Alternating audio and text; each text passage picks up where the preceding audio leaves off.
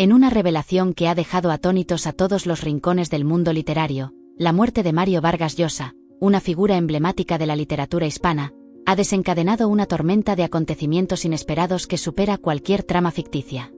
Justo cuando el país entonaba himnos y encendía velas en honor al célebre escritor, una noticia explosiva se hizo eco, cambiando para siempre el destino de su legado y su familia.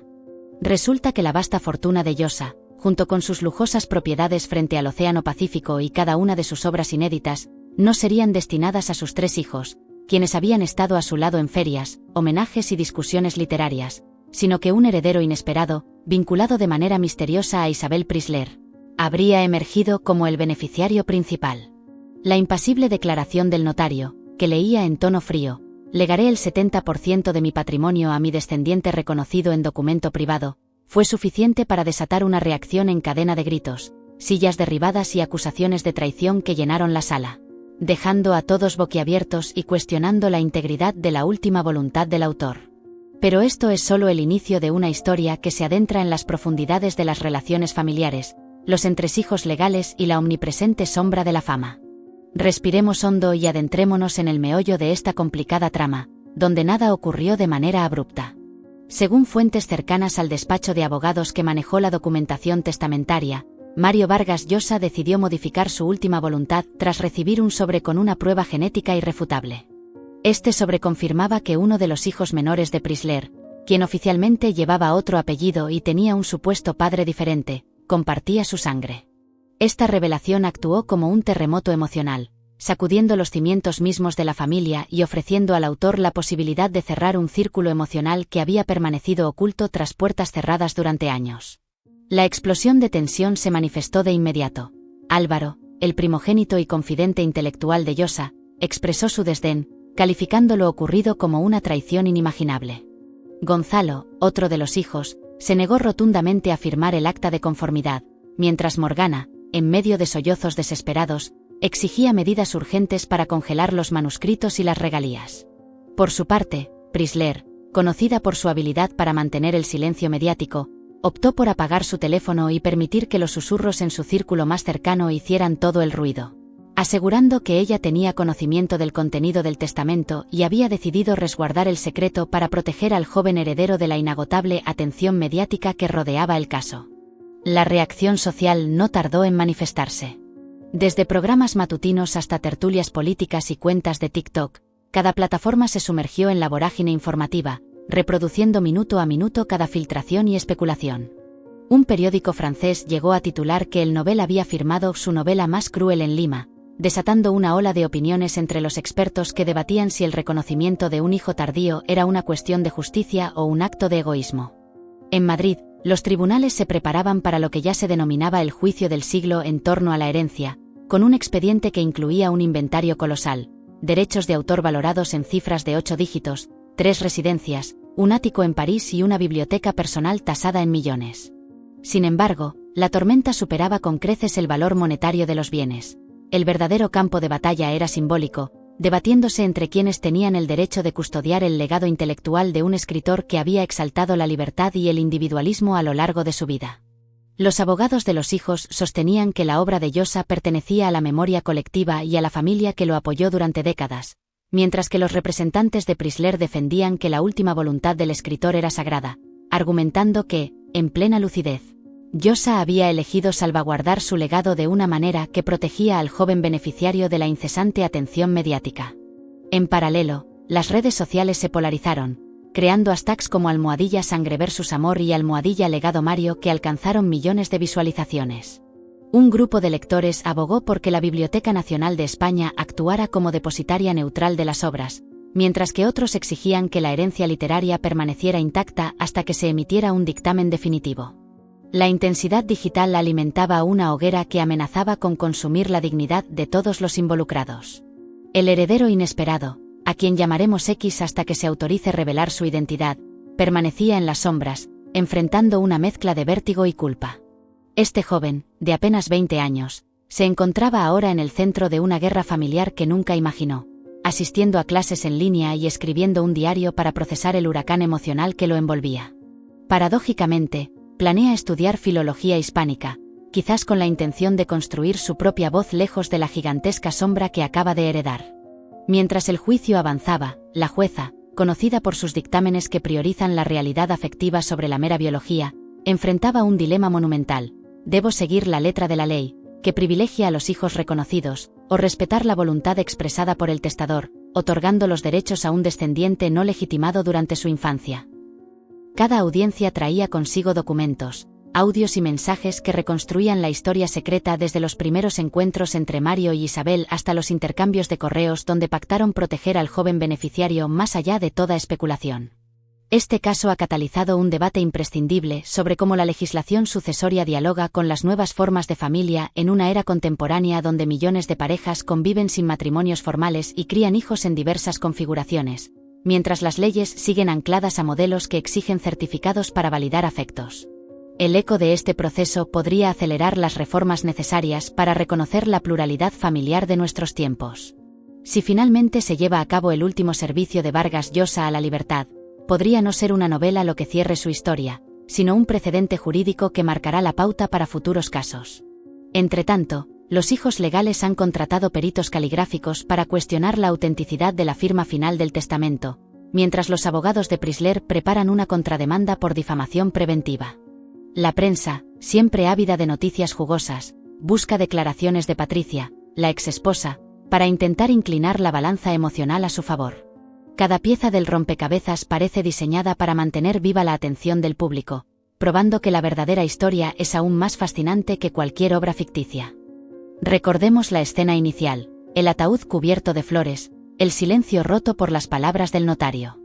Este es el corazón del relato, el núcleo que atrapa todo lo demás. Como el delta de un río, donde el cauce principal ya se ha establecido, a partir de aquí el vídeo podría ahondar en las minucias legales, en la cronología sentimental entre Mario e Isabel, y en el impacto cultural del novel, sin traicionar la promesa al espectador. Primero se presenta la noticia pura, luego se profundiza, consciente siempre de mantener la atención. La producción, reservando el clímax para el último tercio, podría incluir un testimonio exclusivo de una asistente editorial que afirma haber mecanografiado capítulos nunca publicados dedicados a un hijo secreto. Este archivo, de confirmarse, no solo aportaría evidencia sentimental, sino también un valor editorial que podría multiplicar las regalías en disputa. Imaginemos el impacto si la editorial Alfaguara decidiera lanzar Cartas al hijo oculto, como un volumen póstumo supervisado por el propio beneficiario. Esto plantearía una pregunta retórica que engancharía y empujaría a la siguiente entrega. Si Mario tuvo la determinación de modificar su legado tan cerca del final, ¿cuántos borradores dejó listos en la gaveta? ¿Cuántos personajes inspirados en su nueva paternidad laten entre esas páginas selladas? Es conveniente insinuarlo sin confirmarlo, pues la duda es un gancho más potente que la certeza, manteniendo el debate activo de cara al próximo episodio. A medida que la audiencia procesa la magnitud de lo revelado, se abre una puerta a la especulación. Cuanto más se descubrirá sobre la vida privada de Vargas Llosa. Si el autor tuvo fuerzas para modificar su legado tan cerca del final, ¿qué otros secretos podrían estar ocultos en sus obras tempranas? Tal vez el propio escritor dejó pistas premonitorias en sus novelas juveniles que solo ahora estamos empezando a comprender en plena luz. Así concluye este capítulo con una nota de incertidumbre calculada. No hemos cerrado la historia porque la historia sigue escribiéndose. Hay juicios por celebrar, manuscritos por desempolvar y emociones dispuestas a explotar frente a cada cámara. El legado de Vargas Llosa, más vivo que nunca, se convierte en un escenario donde colisionan la sangre, el amor y el poder eterno de la palabra. Nos veremos en la próxima entrega para continuar desentrañando este relato que, desde otra perspectiva, quizá Mario mismo sigue dictando en medio de esta conmoción. Los viejos amigos de la bohemia limeña, desempolvando anécdotas que hoy adquieren un nuevo significado, cuentan que en los años 70, cuando aún era un escritor apasionado que enfrentaba a Gabriel García Márquez a puñetazos limpios, Mario aseguraba en tertulias íntimas que el linaje importaba menos que el talento, pero que un hijo reconocido a destiempo merecía al menos una puerta abierta. Nadie entonces midió la carga profética de aquellas palabras, y el eco vuelve ahora con la fuerza incontestable de un testamento que cuestiona certidumbres y obliga a releer cada entrevista concedida. Resulta inevitable revisar la cronología afectiva de Llosa antes de su unión con Isabel Prisler. Mario vivió un matrimonio volcánico con su prima Julia y una relación extensa con Patricia, madre de sus 3 hijos oficiales. Cada etapa de su vida dejó cicatrices creativas. La primera inspiró novelas de ritmo febril, la segunda le proporcionó la estabilidad necesaria para conquistar el Nobel, y la irrupción de Isabel reconfiguró su universo sentimental, exponiéndolo a las luces mediáticas que siempre había desprezado. Por ello, durante años ejerció una prudente ambigüedad pública, permitiendo que la prensa vislumbrara apenas destellos de su vida privada. Los abogados, conscientes de que la narrativa emocional puede influir en la opinión de un jurado social, han contratado especialistas en comunicación de crisis para gestionar las filtraciones, modular titulares y orquestar exclusivas. Todo está calculado. El llanto de Morgana ante los fotógrafos, la sorprendente calma de Isabel durante la misa funeral, el repentino viaje de Álvaro a Arequipa para refugiarse entre archivos coloniales. Cada gesto se convierte en discurso, cada silencio en sospecha. Mientras tanto, las universidades compiten por el archivo privado del escritor. Oxford desea custodiar su correspondencia europea, la Pontificia de Lima propone crear una cátedra permanente sobre su obra. Y la Complutense de Madrid plantea un museo interactivo basado en realidad aumentada donde el público podría dialogar con avatares del autor y deslizarse por líneas de tiempo literarias. Este botín cultural, más que los ladrillos y los millones de euros, es la codiciada joya de la corona. Entre bastidores, un coro de críticos literarios debaten si los textos inacabados deben salir a la luz. Algunos defienden la postura de que todo lo relacionado con Vargas Llosa es patrimonio de la humanidad, mientras que otros replican que publicar borradores traiciona el método artesanal del autor, obsesionado con pulir cada frase. La polémica se extiende a comités de ética editorial y foros académicos, donde se cruzan argumentos sobre la voluntad póstuma y la integridad de la obra. La prensa peruana añade un matiz nacionalista, con columnistas emblemáticos reclamando que la Biblioteca Nacional de Lima reciba los originales como parte de la identidad cultural del país. El gobierno, ansioso por capitalizar el sentimiento patrio, ha ofrecido exenciones fiscales para repatriar el archivo, pero la familia teme que tal movimiento complique la tasación y rompa la cadena de custodia. De fondo, otra disputa emerge. ¿Quién narra la memoria de Vargas Llosa, España o Perú, su patria de nacimiento? Paralelamente, se multiplican los podcasts de análisis jurídico. Uno de los más populares desmonta artículo por artículo la legítima estricta que protege a los hijos y al cónyuge, explicando que en ausencia de matrimonio, la pareja sentimental carece de blindaje legal. Otro podcast contrapone casos internacionales donde tribunales han priorizado la voluntad final sobre el parentesco, citando ejemplos de artistas que beneficiaron a fundaciones o amantes no reconocidos. Este cruce de precedentes se escucha camino al trabajo, alimenta debates en cafeterías y refuerza la sensación de que una batalla privada se ha convertido en un manual de derecho comparado. La industria editorial tampoco permanece pasiva. Antiguos agentes literarios negocian reediciones ilustradas con prólogos que contextualicen la controversia, mientras plataformas de audiolibros ofrecen paquetes temáticos con narraciones dramatizadas. Incluso se rumorea que un gigante del streaming ha iniciado gestiones para adaptar esta saga judicial a una miniserie, convencido de que la realidad, una vez más, supera a la ficción. Si el proyecto prospera, podríamos ver a actores de renombre interpretando a los hijos, a Prisler y al propio Mario, con todas sus contradicciones. Con el reloj avanzando, los peritos forenses analizan letra por letra el testamento, buscando variaciones en la tinta, diferencias en el pulso y micromovimientos que delaten influencias externas. Los grafólogos contratados por la defensa aseguran que la caligrafía coincide al 100% con manuscritos de la última etapa del autor.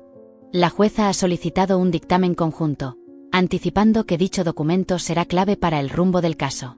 Si la firma se declara auténtica, el caso quedará prácticamente resuelto. En cambio, si se detectan indicios de manipulación, la tormenta legal podría prolongarse durante años. Mientras tanto, los académicos revisitan los ensayos políticos del Nobel, observando que su defensa de la libertad individual no se limitaba al ámbito ideológico, sino que también abarcaba el personal. Para algunos, esta coherencia refuerza la legitimidad de su testamento. Para otros, resulta incoherente con el sufrimiento causado a sus hijos oficiales. Una profesora de literatura comparada sugiere que estamos ante un último acto performativo. El escritor llevó su ficción al terreno de la realidad, convirtiendo a su familia en personajes trágicos de una obra sin título. Incluso el sector turístico se sube al carro de la controversia, con agencias de viajes que han lanzado rutas temáticas que incluyen la Casa de Miraflores, la Mesa del Café Gijón y el Palacete de Isabel en Puerta de Hierro. Los itinerarios prometen a los turistas pisar los escenarios donde se gestó el mayor secreto de las letras hispanas. Así continúa esta saga, una mezcla explosiva de dinero, poder, sangre y la eterna palabra, en un escenario donde cada elemento se entrelaza para formar una narración más real que la ficción. En el próximo episodio de Chismeando con Glamour, seguiremos de cerca cada desarrollo de este caso emblemático, ofreciendo a nuestra audiencia un análisis detallado de cada nueva revelación, cada testimonio exclusivo y cada giro inesperado que mantiene a todos al borde de sus asientos. Porque, al final, esta historia no solo trata de una herencia 1000 veces complicada, sino de cómo el legado de un hombre puede desencadenar una serie de eventos que reconfiguran la vida de aquellos que quedaron atrás. Nos despedimos por ahora, pero recuerden que la historia de Mario Vargas Llosa sigue escribiéndose día a día, y nosotros estaremos aquí para traerles cada nueva página de este apasionante relato. Manténganse atentos a Chismeando con Glamour, para no perderse ningún detalle de esta saga que promete mantenerse en el candelero mediático por mucho tiempo más.